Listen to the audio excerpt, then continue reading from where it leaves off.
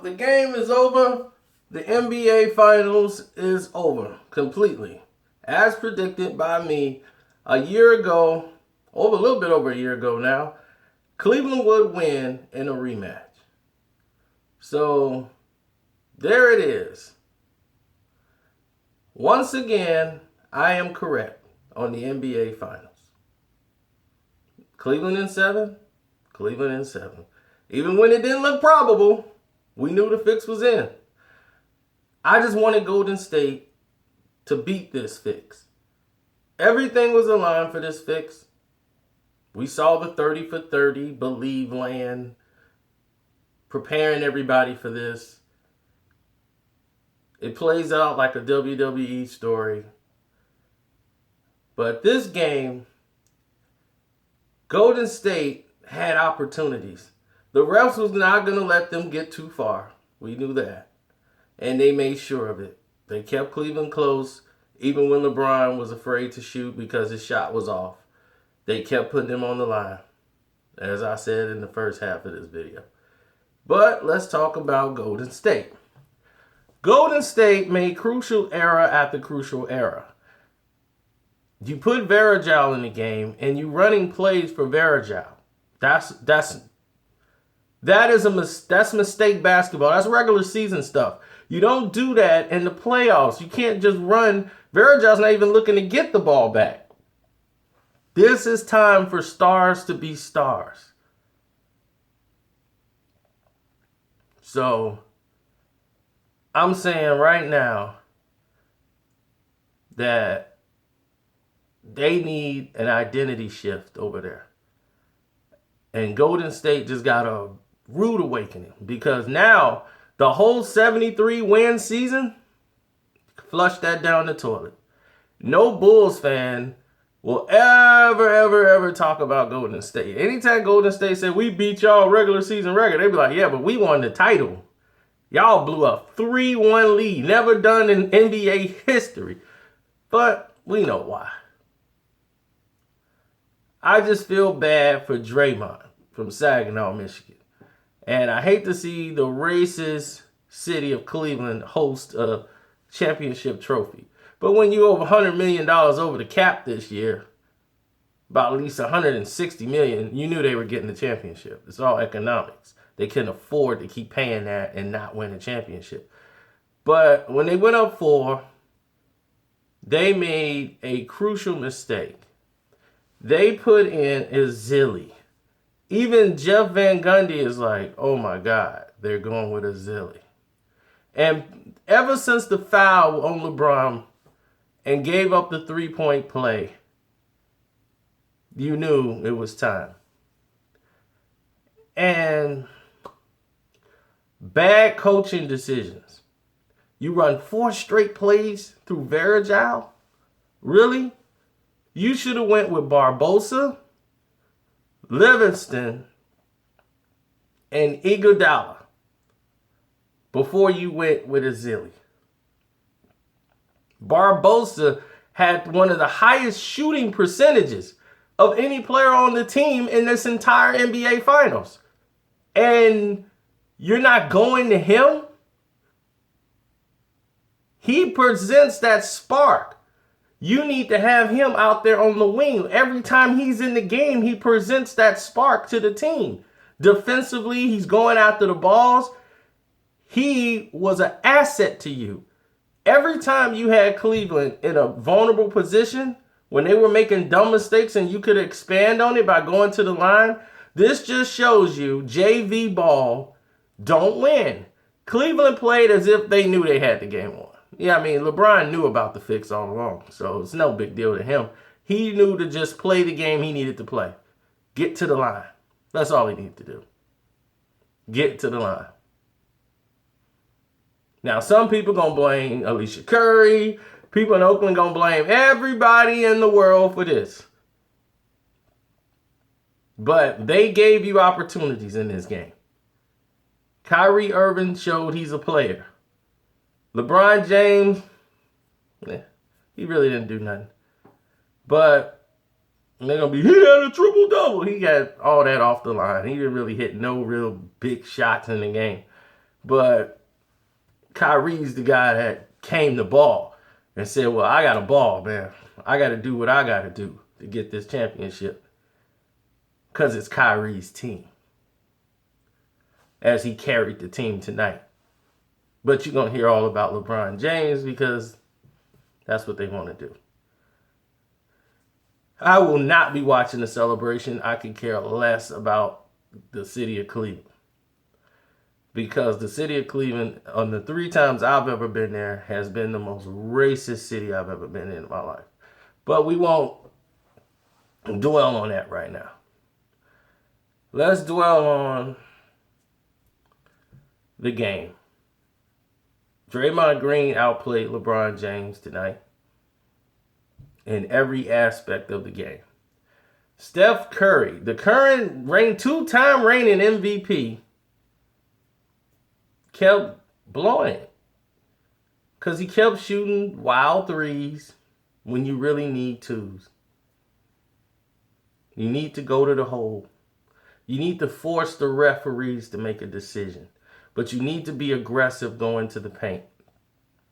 Flanking out there shooting threes, that arcade style, is going to run into a wall. You live by the 3, you die by the 3.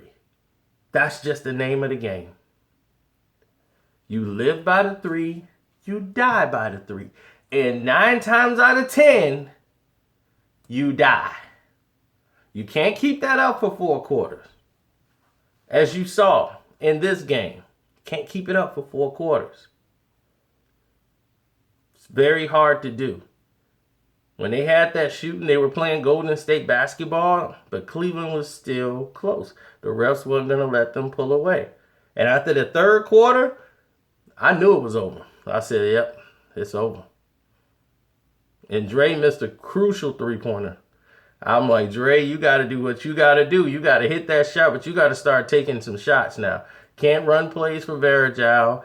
The Ezeli move was really stupid, and it cost them. It was a big swing. Cleveland eyes light up every time they see Ezeli.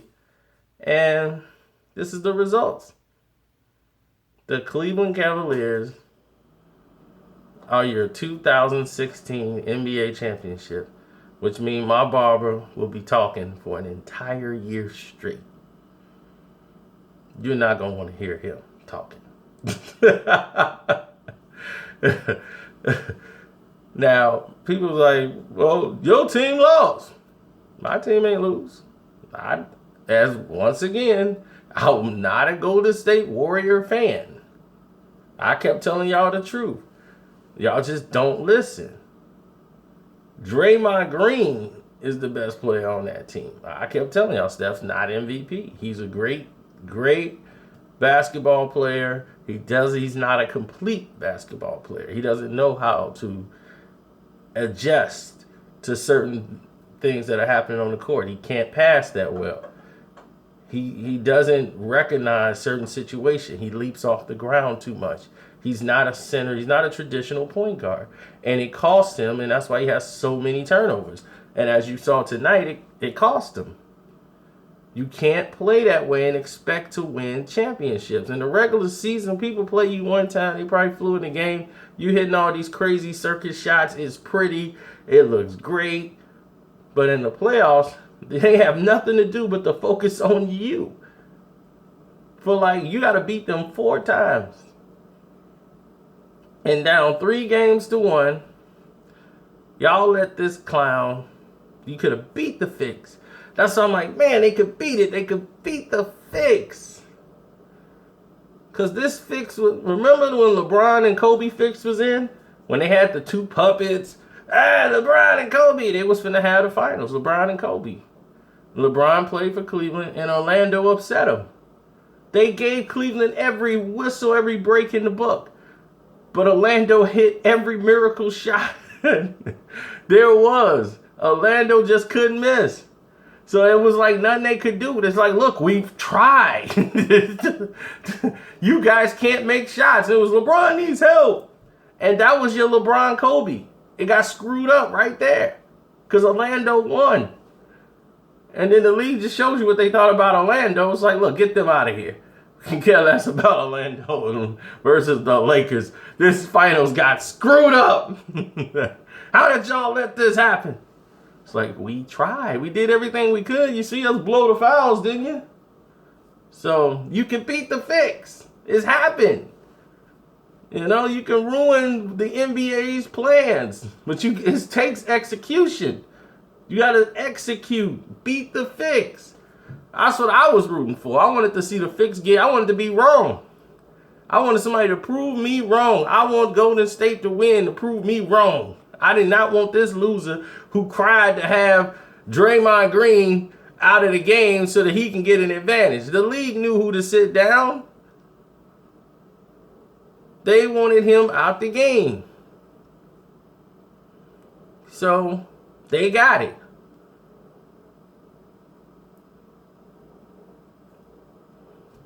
And to Cleveland, congratulations. You won the NBA Finals. And you're the NBA champions. Will y'all be back next year? Well, we got to see what they do with LeBron. Because in the East, they seem to put LeBron in the NBA Finals every year, depending on where he decides to go. Because who else you going to send in the NBA Finals from the East? Nobody else is going to watch it.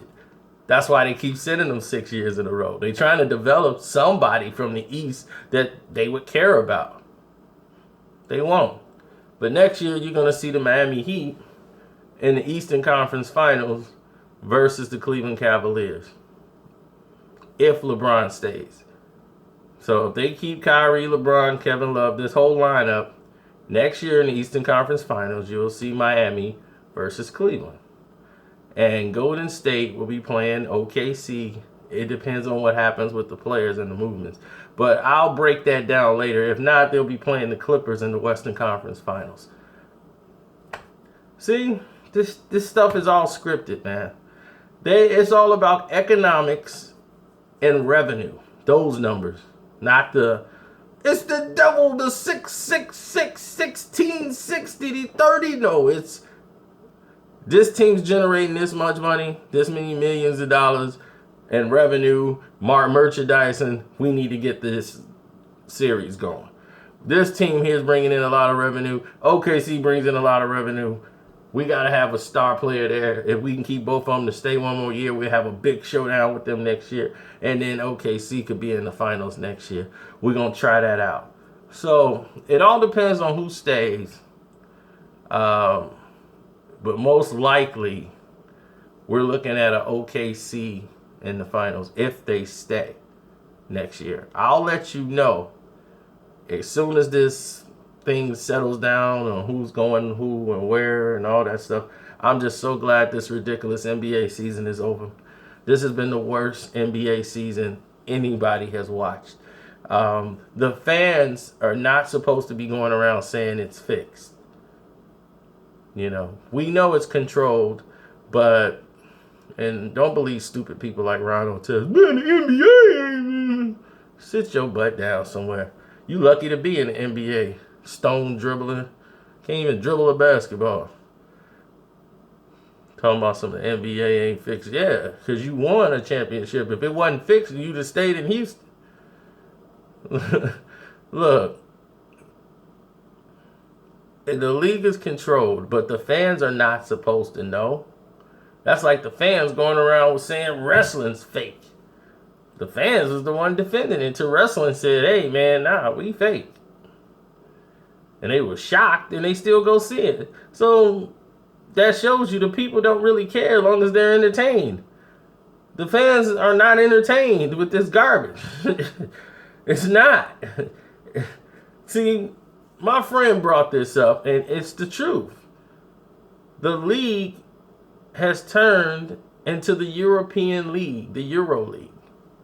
And because we've turned into the Euro League, the basketball play has suffered in this country.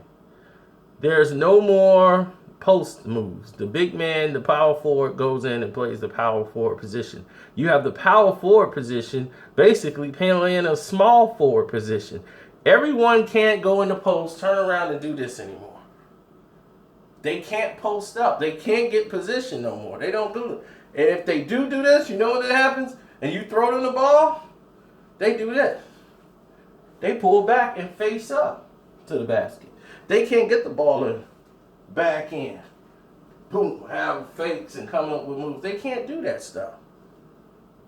All they got is fake moves to where they catch the ball, pull back, jump shot, or face up, and then try to get back. Fundamentally, the basketball players suffered. And David Stern, what's his name? David Stern, yeah. David Stern and what's that Silver guy who's now in charge? They were aware of this becoming a bad event, so they wanted to train the coaches better, like for their minor league program, so they would have better experience in training the basketball players because the AAU program was so bad. And I think it was like One Dream or Dream One or something where they teaching and how to play basketball and how to coach the kids, because you just had a lot of people who apply to become coaches and pay the fee, paying money. Yeah, I'm paying to be the coach. Now you the coach. You out there, we running 2X. You got 3 shooters on one side. Hey, God, huh? What y'all 3 y'all doing together? It's terrible. And it's all about one player. AAU is one player. He trying to cross and everybody following behind him. And then it's just terrible basketball. So, once again, tell me what you thought of this NBA season. Cleveland Cavaliers is the NBA champions of the world for 2016. I am not happy the city of Cleveland won anything. But for Akron, for Defiance, Ohio, all the small towns, Columbus, Ohio, I have much respect for them.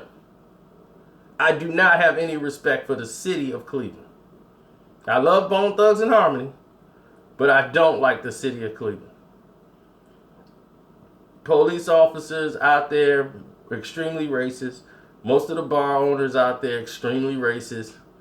We went there, got discriminated against by people out there in these communities, home communities out there. And yes, there are a lot of racist places in America. You're definitely right. There are very lot.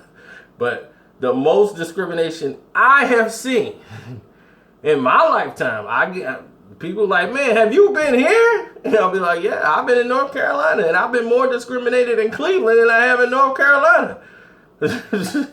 Not saying that it is. So to me, in my opinion, Cleveland is the most racist city I've ever been in. I mean, we was in the town. It was just nuts. They were looking like, what you doing here? And I'm there with some white people.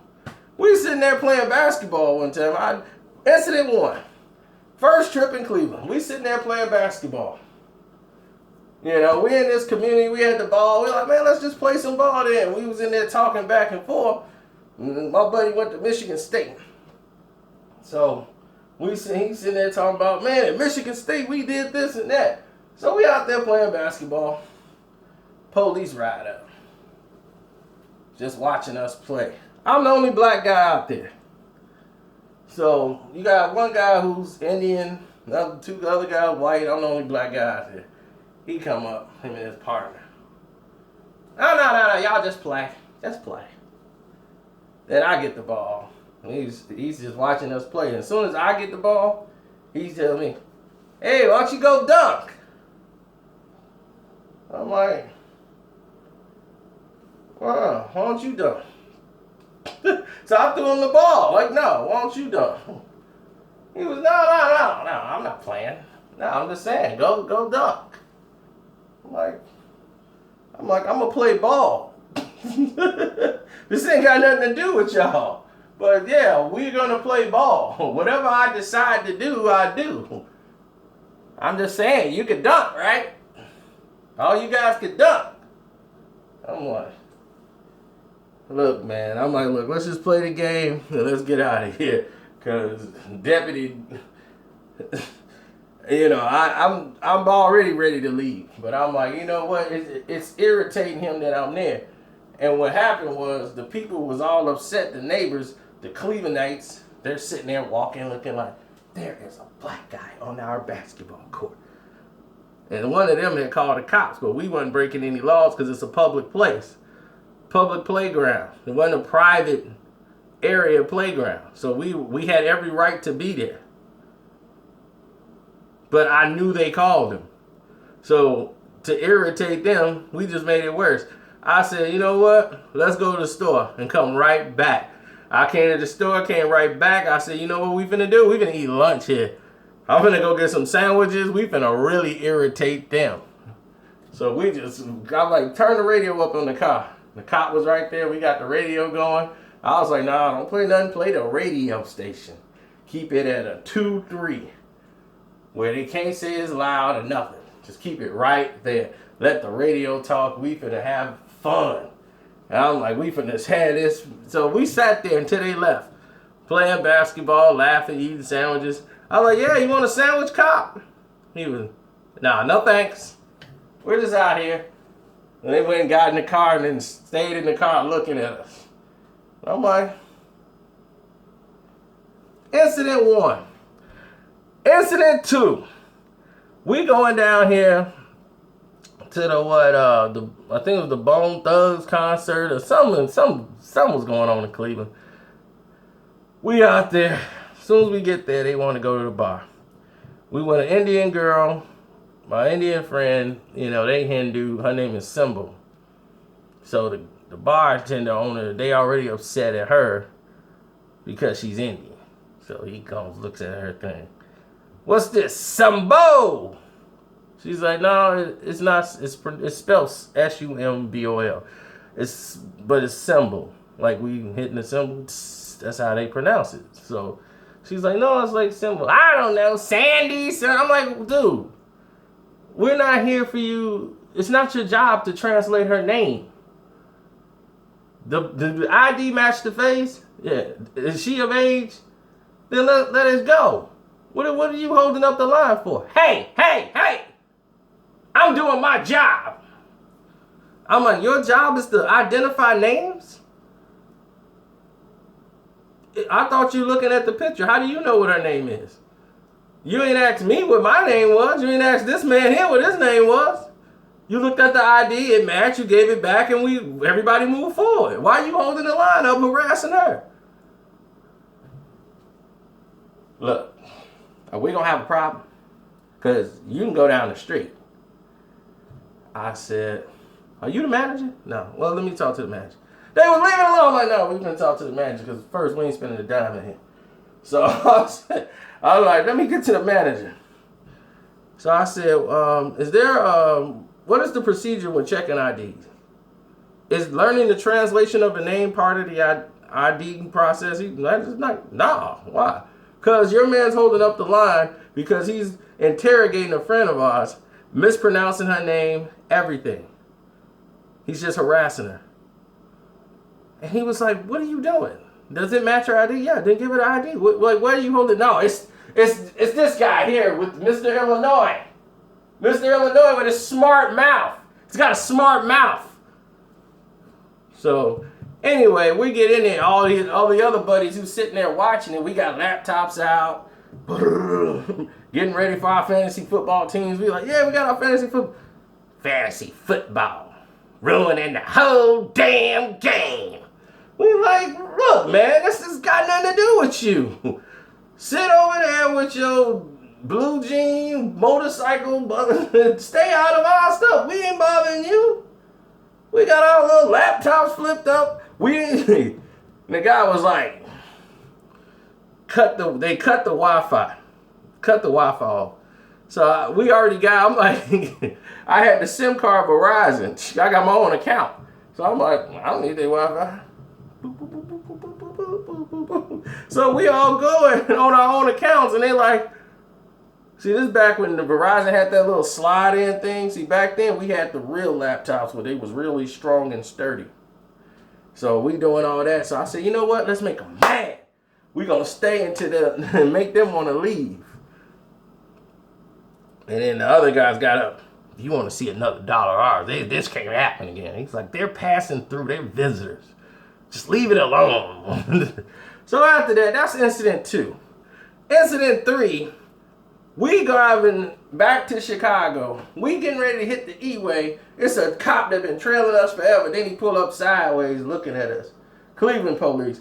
As soon as we hit the highway, we look at him out the window. We get on this. We shake our head. We get on the E-way. He come flying back with all his lights off, real close. We hit the brakes and he. Then he hit the siren. Pull us over. Hey, what are you doing? What are you doing? You almost made me crash. I'm like, what are you doing hitting the lights, pulling me over for? I'm like, what are you following us for? The highway runs under the jurisdiction of the state. What are you? You're a city cop. What are you doing pulling people over on the E-way? I'm like, you know what? Give me my phone. I'm going, hey, get your hands on the car. I'm like, I'm not putting my hands on the car. I'm like, give me my phone. I'm finna call the state police. So I'm finna reach the phone. He grabs me, sweeps my arms down, and take me down. Now you done really messed up. You didn't put your hands on me. It don't stop until you're fired. Terminated. That guy had to retire from the police department. First, the cops knew he must have had a dirty record in Cleveland forever. Now, come on, Mr. Davis. He's been he's been under a lot of stress. You sure, I understand it runs under the jurisdiction of the state police department. No city police officer should pull over any civilian. He is not a police officer anymore on that highway.